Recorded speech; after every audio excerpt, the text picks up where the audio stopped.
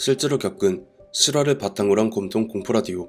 오늘 들려드릴 이야기는 시청자 은된장통님이 보내주신 이야기로 약 11년 전 지방에서 첫 자취를 시작하셨을 때 그 자취방에서 겪은 이야기라고 합니다. 과연 어떤 이야기일지 지금 바로 알아보도록 하겠습니다.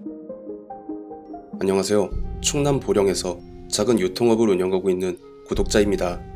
군생활을 논산 육군훈련소에서 조교로 복무를 마친 다음 다니던 대학을 자퇴하고 본격적으로 유통업 쪽으로 나아가기 위해 취업을 하게 되면서 고향을 떠나 직장이 있던 보령시로 오게 되면서 첫 자취를 시작했고, 그 자취방에서 겪었던 이야기에 대해 제보를 하려고 해요. 제가 군생활을 조금 늦게 시작한 편이라 전역을 25살에 했는데 딱 11년 전 정도쯤이었을 겁니다. 사실 고향인 군산에서 그렇게 멀리 떨어지지 않은 곳이라 차를 가지고 출퇴근을 해도 됐었지만, 자취에 대한 로망과 나이도 찰 만큼 찼고 군대도 전역했으니 독립을 해도 괜찮다는 부모님의 뜻에 맞물려 조금 이른 나이에 자취를 시작했죠. 부모님께 보증금으로 사용할 300만원 정도를 지원을 받았지만 당장의 모일푼이나 다름없었기 때문에 시세보다 약간 저렴한 그런 방을 주로 알아보던 중에 한 사흘 전쯤에 방문했었던 부동산 중개인에게서 전화가 와서 딱 당시 제 형편에 맞는 방을 구했다고 오라는 거예요. 솔직하게 당시에는 몸을 뉘일 공간만 있다면 그걸로 다행이라는 생각을 했었지만, 막상 그 방에 처음 갔을 땐 할 말을 잃고 말았습니다.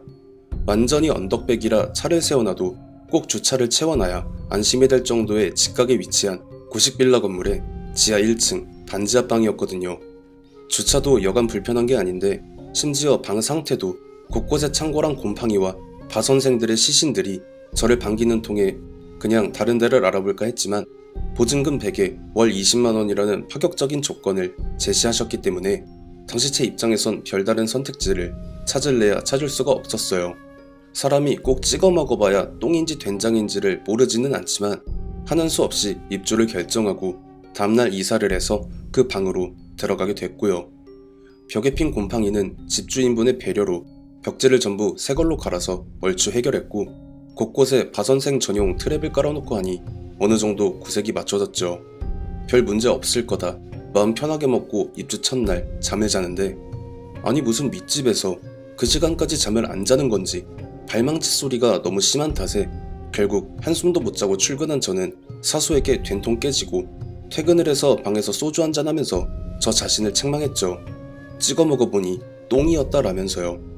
그나마 술 기운 덕인지 거의 깨지 않고 스트레이트로 잠을 자던 중에 또다시 들려오는 문제의 발망치 소리에 잠에서 깬 저는 잠깐의 고민 끝에 윗집을 찾아갔습니다. 저기요, 지금 새벽 3시요, 3시. 이 시간까지 이렇게 피해를 주면 어떡합니까? 문을 막 두들기면서까지 고함을 지르니 다른 입주민들까지 문을 열고 나와서 뭔 일이래 하며 저를 쳐다보기까지 할 정도였어요. 그만큼 화가 많이 났었고요. 하지만 윗집의 입주민은 제가 그렇게 난리를 치는데도 끝까지 문을 열고 나오지도 아무런 반응조차 없어서 뭐 이런 경우 없는 사람들이 있나 짜증을 내는데, 윗집에 바로 옆집에 입주민분이 나오시더니 제게 청천벽력과도 같은 이 말을 하시더라고요. 그 집에 사람이 안 산지 꽤 오래됐다는 말이었죠. 그럴 리가 없는데? 저는 그분께 자초지종을 설명해 드렸지만 들려오는 답은 계속 같았고 결국 포기하고 방으로 돌아올 수밖에 없었는데요.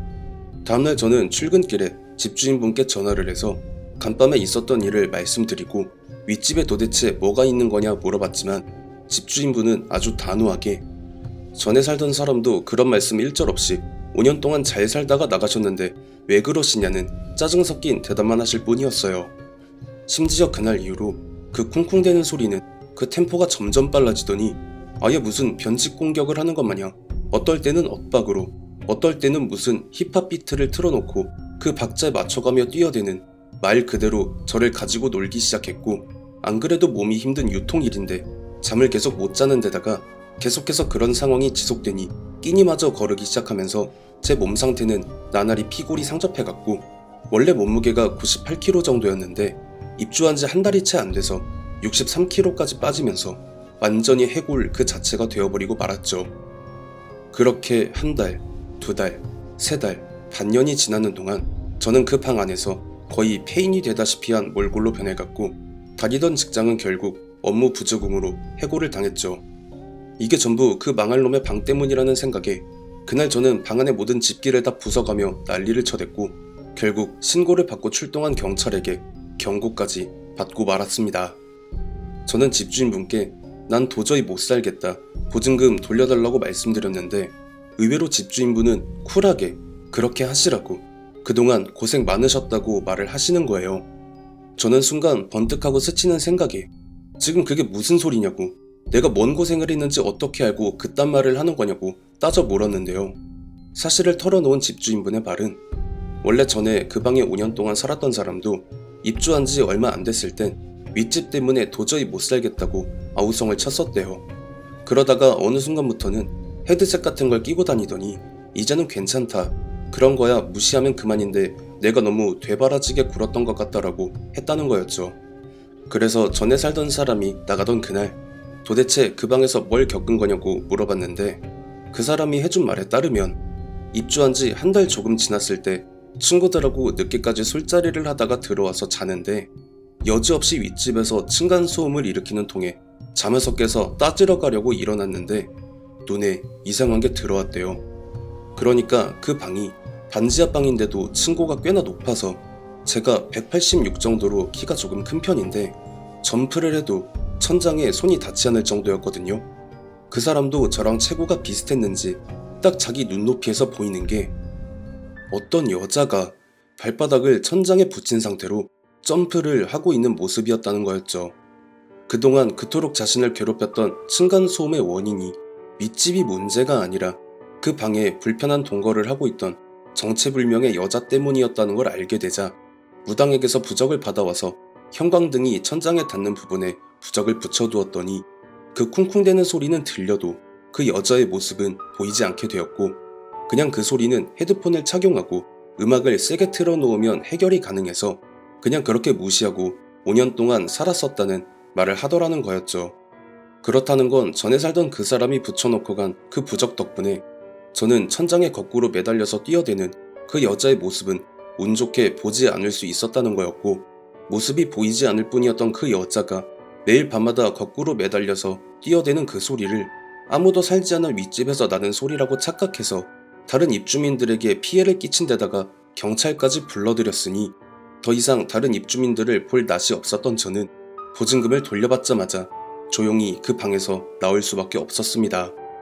지금은 그 자리에 신축 빌라가 들어서면서 기존의 건물과 그 흔적들은 기가 막히게 삭제가 완료되어 찾아볼 수 없게 되었지만 제 몸의 감각은 그때의 기억을 확실하게 몸에 각인을 시켜놓은 것이었는지 지금도 가끔 탑차를 몰고 직접 배달을 뛰러 다닐 때마다 그 빌라가 있었던 자리를 지나갈 때가 가끔씩 찾아오는데 갑자기 온몸에 오한이 들면서 소름이 끼치는 감각이 들 때마다 창문을 내려 바깥을 보면 여지없이 그 자리를 지나가고 있는 걸 확인하고 있기도 합니다. 정말 이 자취방이라는 게 내 한 몸을 뉘어 쉴 수 있는 공간이라는 편안함을 상징하기도 하지만 반대로 정말 기억도 하기 싫은 악몽 같은 경험에 선사하는 공포의 장소로도 대변될 수 있다는 점을 보면 정말 어떻다라는 의미를 정의하기가 쉽지 않은 공간이라고 할 수 있을 것 같네요. 오랜만에 다뤄보는 자취방발 무서운 이야기 어떻게 들으셨나요? 시청해주신 모든 분들 감사드리며 구독, 좋아요, 알림 설정 부탁드립니다.